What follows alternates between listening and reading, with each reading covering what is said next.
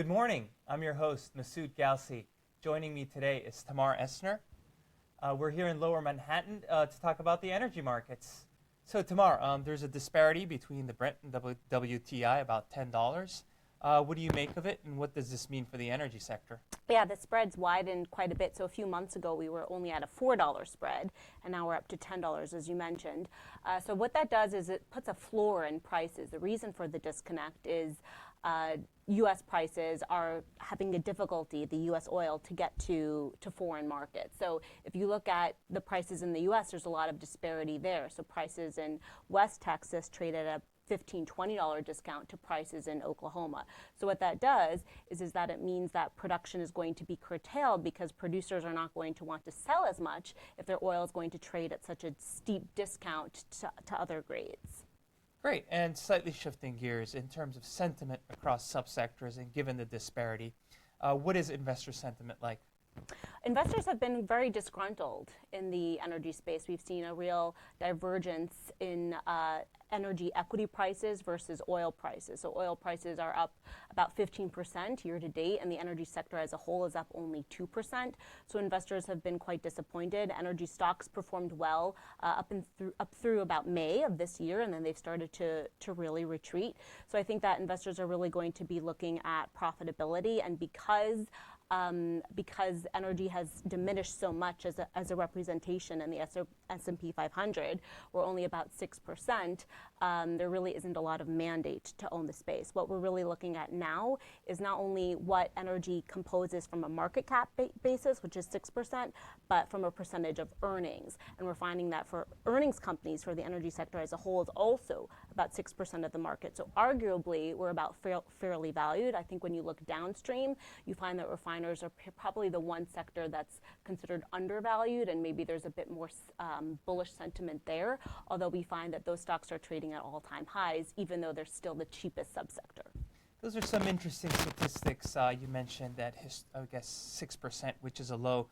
Historically, looking back, I guess, over the last 10, 15, 20 years, what have been the highs with respect to percent share of S&P EPS and also perhaps market in terms of market value? I think we peaked at about 27% back in the 80s, but oil as a percentage of GDP growth has obviously contracted quite a bit since then.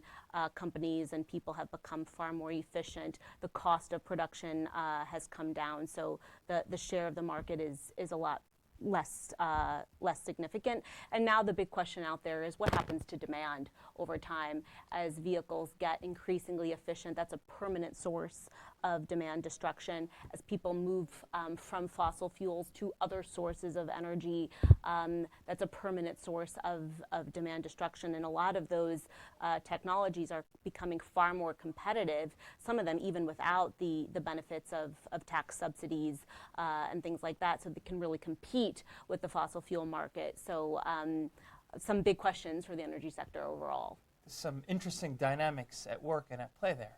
Absolutely. Shifting gears, we get the rig count on a weekly basis, and I think you briefly touched on production and whatnot. Just looking forward in terms of rig counts, productions, what is the sentiment? What are investors looking at? Well, the U.S. Has been the mega producer. Basically, with the downturn in oil prices over the last few years, shale has been the only game in town in terms of a source of oil that would receive new investment dollars. Pretty much all the other sources of oil supply, such as the deep water and the offshore, those have not been receiving new capital investment.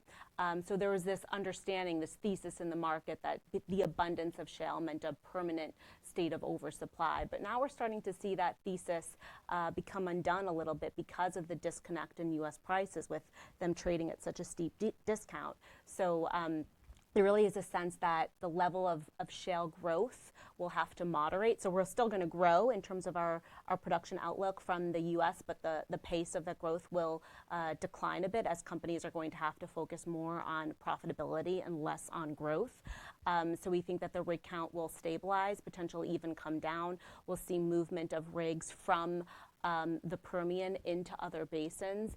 And so what that will mean is potentially a floor on prices in the U.S. Great. One final question. Just wanted to squeeze this in there. The macroeconomic backdrop is that of tax cuts, deregulation, which is being pushed back by the tariffs.